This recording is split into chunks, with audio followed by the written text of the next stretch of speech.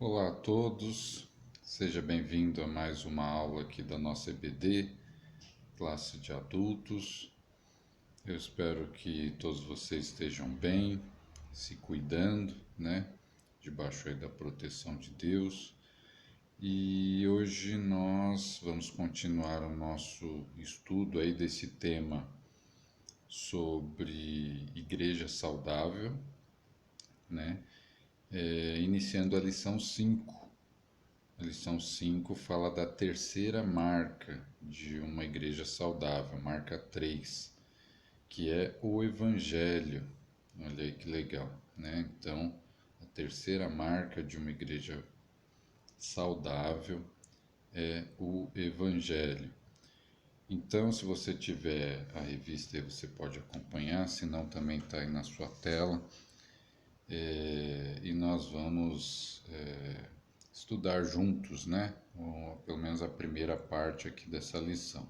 É isso que a gente faz aqui, né? Ninguém tem assim uma pretensão de ensiná-los de uma maneira mais efetiva, assim, mas de juntos estudarmos e aprendermos, né? O que esse importante tema tem aí a nos edificar, né? A nos ensinar. E nessa lição, né, nós vamos tomar como âncora ali a passagem bíblica que está lá no Evangelho segundo Marcos, no capítulo 16 e o verso 15.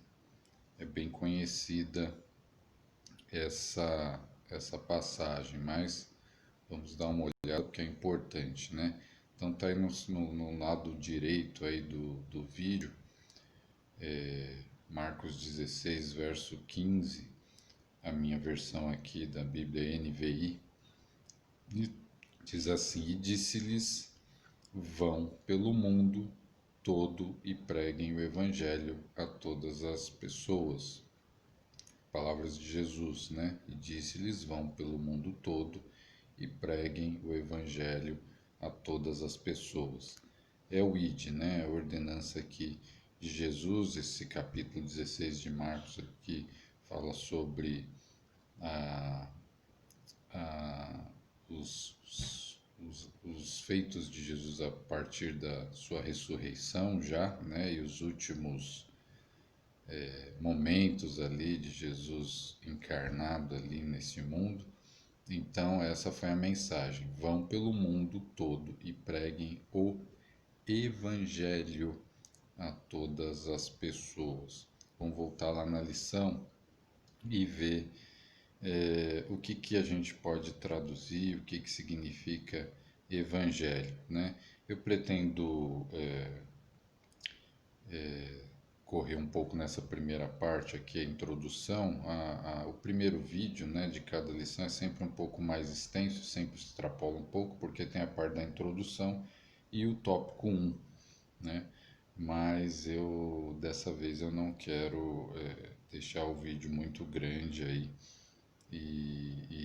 Então essa parte da introdução a gente vai acelerar um pouquinho, né? Em uma frase aí o autor da revista nos traz, ele diz assim: o Evangelho são as boas novas. A palavra Evangelho significa boas novas, você sabe.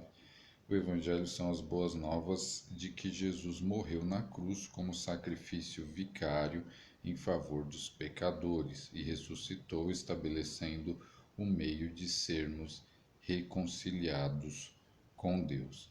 Então, um bom resumo, né, do que seria Evangelho, né, em uma frase, né, são as boas novas, né, são as boas notícias de que Jesus morreu na cruz, né, em sacrifício, né, em favor dos pecadores e ressuscitou, estabelecendo assim o único meio possível, o único meio que nós temos através de Jesus, através do sacrifício de Cristo, de sermos reconciliados com Deus. Nós já falamos também sobre essa questão que foi resolvida aí na cruz através de Cristo, a questão do nosso da nossa reconciliação com Deus. né? Continuando aí a introdução,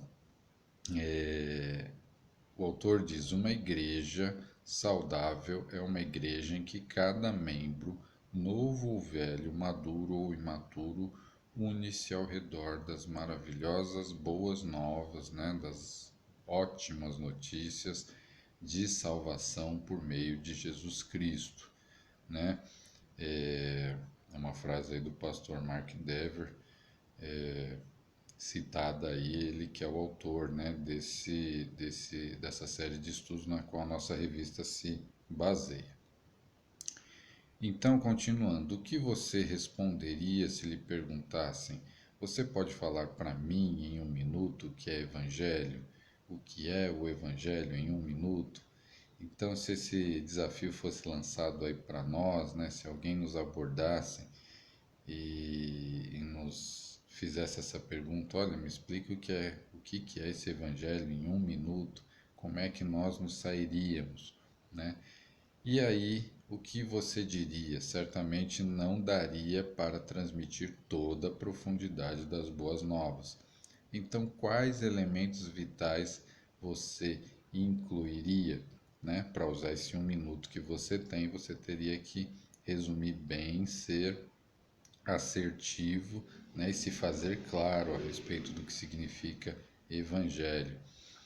Então, olha só, Cristo é o centro da mensagem bíblica e o evangelho é o centro da mensagem cristã.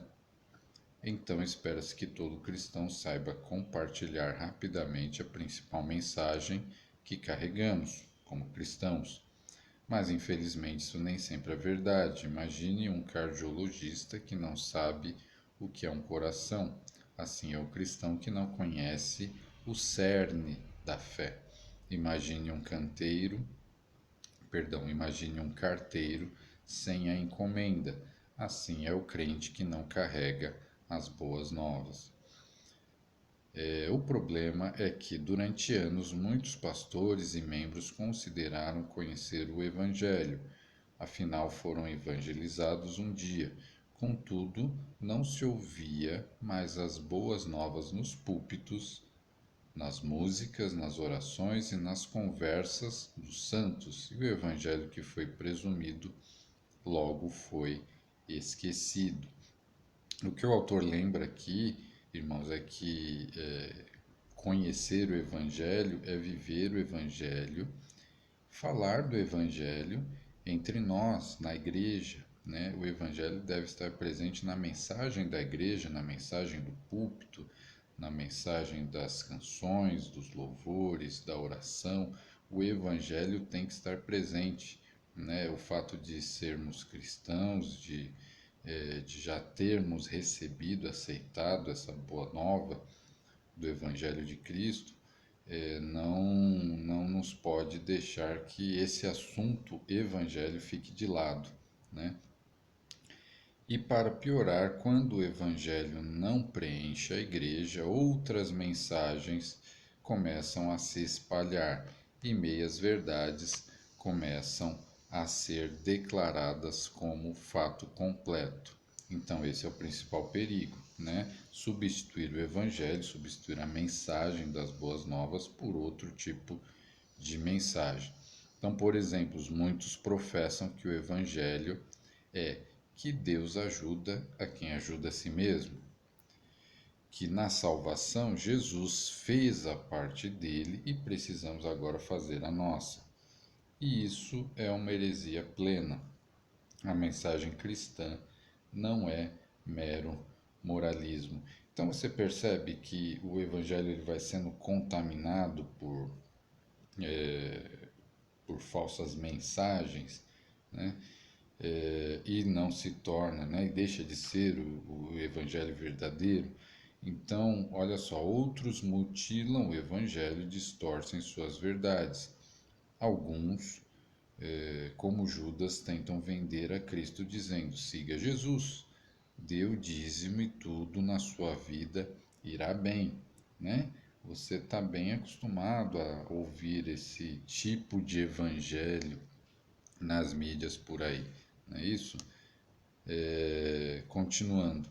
como se o Salvador fosse um amuleto mágico de saúde e prosperidade, né? Outros querem transformar o homem no centro das boas novas, dizendo que a mensagem é somente que Deus nos ama, ou que Deus tem um plano para a nossa vida, ou que ainda Jesus quer ser nosso amigo. Porém, né, embora tudo isso seja uma verdade, porém deixam de fora, né, qualquer menção sobre o pecado do homem e o juízo de Deus, né? Então, o que é o Evangelho, né? Então, para nós discutirmos e refletirmos, né? É bom que você faça esse exercício aí. O que é Evangelho, compartilhe em 60 segundos ou menos, né? Minha dica é sempre lembre daquele verso, aquela passagem bíblica que todo cristão sabe de cor, né? O Evangelho de João, capítulo 3, verso 16, João 3,16. Nós vamos falar desse verso aqui também, vamos citar. E o segundo exercício aí para nós, que falsos evangelhos você já ouviu? Nós falamos aí de alguns, né? Então envolve eh, doutrinas e teologia da prosperidade e autoajuda, né? Enfim, e se você merecer, né? E sendo que nós sabemos que não somos merecedores, é por graça.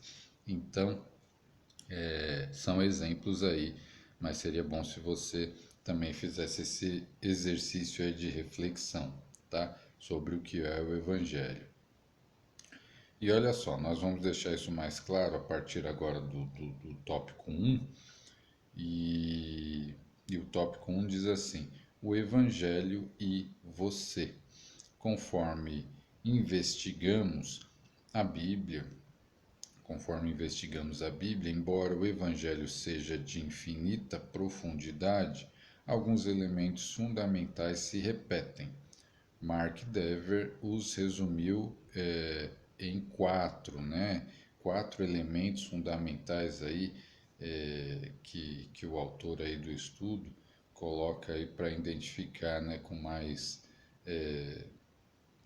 profundidade esse significado do Evangelho em nós, né? Então, Deus, homem, Cristo e resposta. Deus, homem, Cristo e resposta. Então, olha, você vai perceber aí, através até inclusive desse gráfico aí que está aparecendo, né, que Deus, né, a pessoa de Deus, né, ele formata, né, todo esse plano e através disso ele tem como objetivo reconciliar, né, o homem através de Cristo, mas no final isso exige uma resposta. Isso exige uma resposta da parte do homem. Então veja aí, começamos com Deus e devemos tomar cuidado em presumir que pessoas entendem o mesmo significado quando dizemos a palavra Deus. Isso é verdade, né?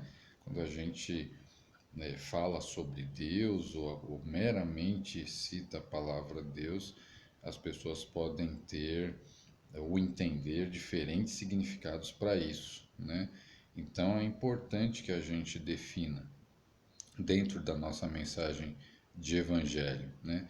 Alguns pensam que Deus é uma força impessoal, outros que é o primeiro motor imóvel, ainda outros podem até afirmar um monoteísmo, mas o concebem como um ser monopessoal, não trinitário, né? Ou seja, Deus sem levar em conta, né, a divindade trina, né, de Deus, que nós estudamos no princípio, né? Nós vimos aqui no princípio desse estudo.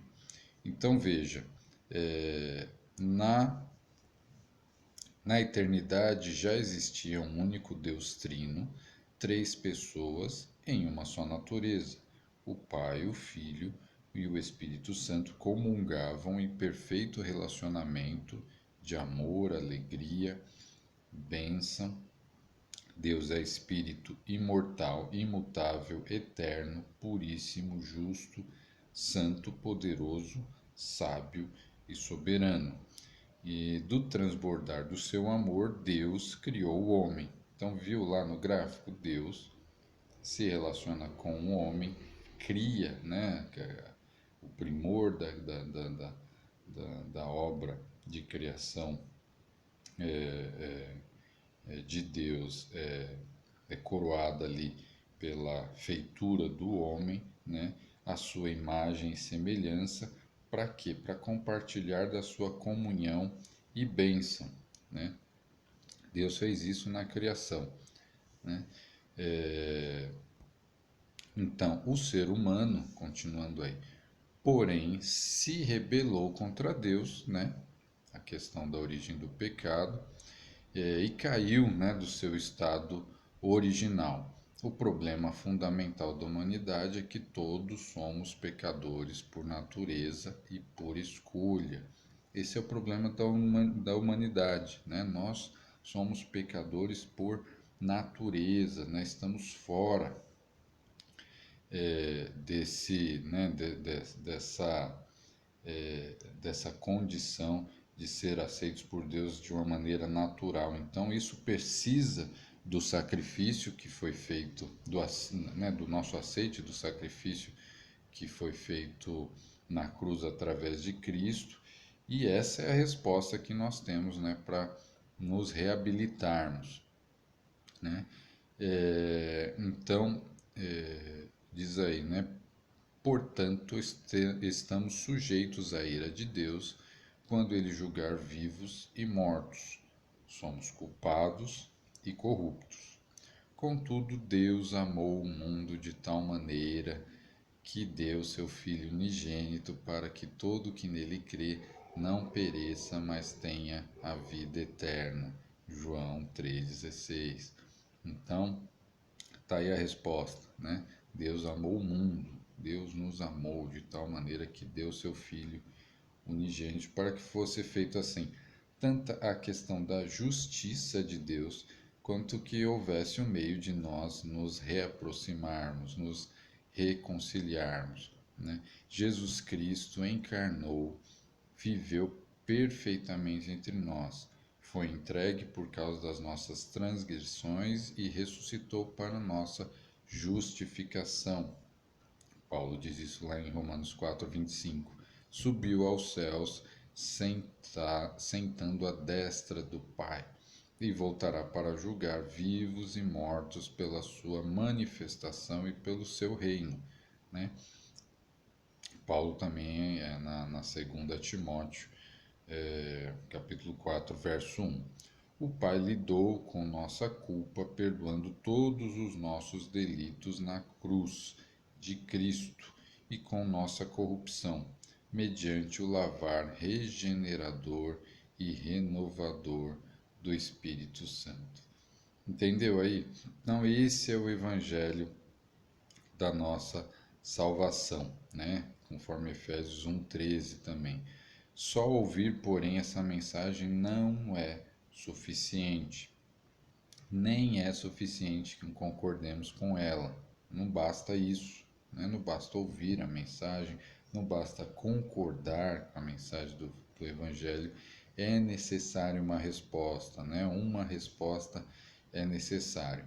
Então, Jesus, quando iniciou o seu ministério, ele pregou o Evangelho de Deus, dizendo que o reino de Deus estava próximo e nos instruiu a nos arrependermos e crermos no Evangelho. Você lembra ali que essa mensagem do arrependimento, né, começou ali a preceder, né, o ministério de Jesus através de João Batista, e o arrependimento é necessário, né, além de aceitar, de entender, de concordar com essa mensagem do Evangelho, o arrependimento é necessário nos arrependermos e crermos no Evangelho.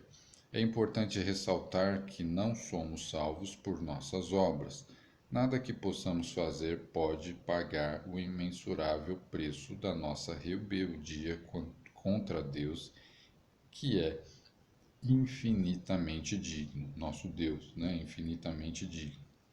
Então, essa é a resposta para todas aquelas outras mensagens que se infiltram na verdade do Evangelho, distorcendo a boa nova, né? Nada que possamos fazer pode pagar o imensurável preço da nossa rebeldia contra Deus. Não há o que possamos fazer. Deus é que fez através de Cristo, né? É pela graça. Então nós merecíamos morrer. Esse é o resultado da rebeldia, né? Somos salvos somente pela graça, não por nenhuma capacidade em nós. Não tem essa capacidade no ser humano de se salvar, né?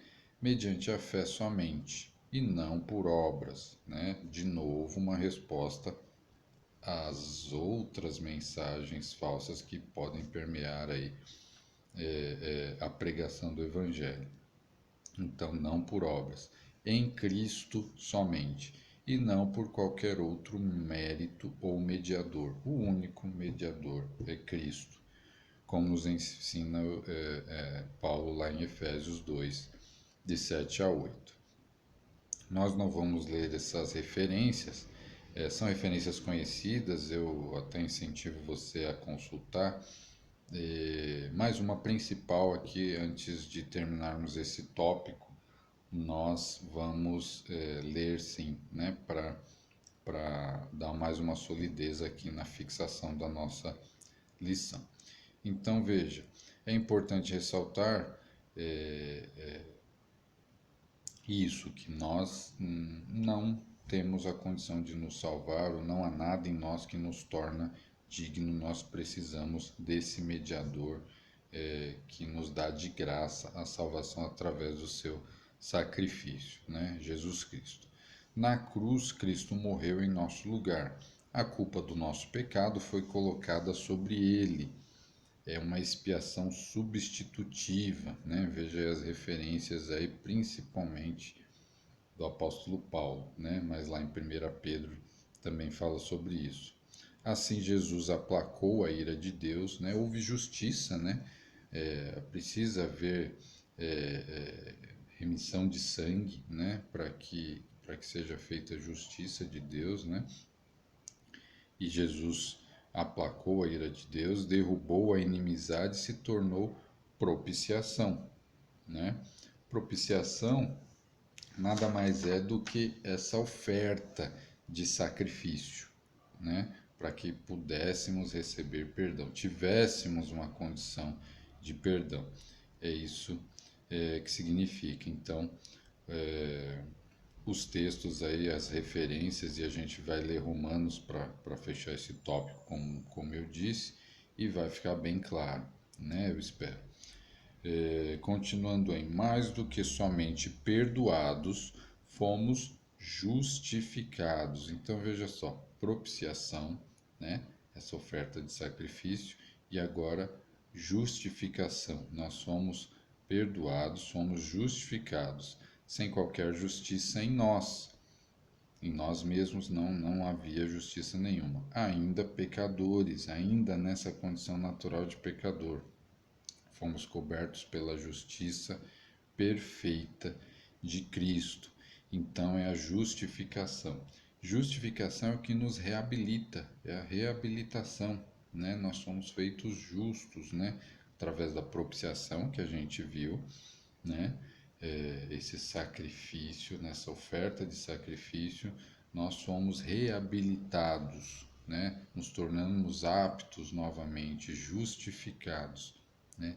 Então, tem as referências a respeito disso, né? São ricas as referências, somente do apóstolo Paulo, a respeito desses dois conceitos, né? De expiação substitutiva e de justificação. Quisera eu nós estivéssemos aí na nossa aula presencial para que nós discutíssemos um pouco sobre isso, né? Mas enfim, dessa forma online, eu espero que você também se interesse em se aprofundar, né, nesses dois conceitos. As referências aí são muito ricas. E se tiver qualquer comentário, deixe esse comentário aí no vídeo para que a gente possa saber e possa também participar aí com alguma parte da discussão, se for necessário, tá bom? Assim, Deus não nos vê como se estivéssemos na estaca zero. Ele nos vê perfeitos em Cristo. Olha que legal. A partir disso, irmãos, a partir, né, da expiação substitutiva de Cristo, a partir da nossa resposta, então nós somos justificados, e aí Deus começa a nos ver não da estaca zero, não como alguém que se perdeu, né, através da rebeldia e caiu do seu estado original ali da criação, mas Deus nos enxerga agora perfeitos em Cristo. Veja que maravilhoso isso, né? Então, olha aí, o último parágrafo antes de nós lermos a referência. Nosso glorioso Salvador obteve perdão e reconciliação, vivificação e adoção, justificação e propiciação para todo aquele que crê. Assim, Paulo assume o evangelho que recebeu, né? Paulo diz isso, né? Quando ele recebe o evangelho, ele diz: Cristo morreu pelos nossos pecados, segundo as Escrituras, e que foi sepultado e ressuscitou no terceiro dia, segundo as Escrituras, né? Conforme 1 Coríntios 15, 3 e 4. E o texto que eu queria ler aí com vocês para encerrar esse primeiro tópico. Nós falamos aqui o Evangelho e você, né? Qual a nossa relação com o Evangelho. É, essa lição ainda traz mais dois tópicos, né? O Evangelho e a Igreja. E o terceiro tópico, antes da conclusão dessa lição 5, que são implicações para a vida da igreja. Então, nós vamos ver junto aí nos próximos vídeos, né, nas próximas aulas.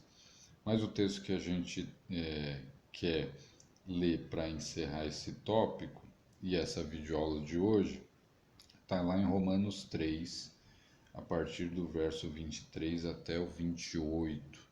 Vamos dar uma olhada? Romanos 3,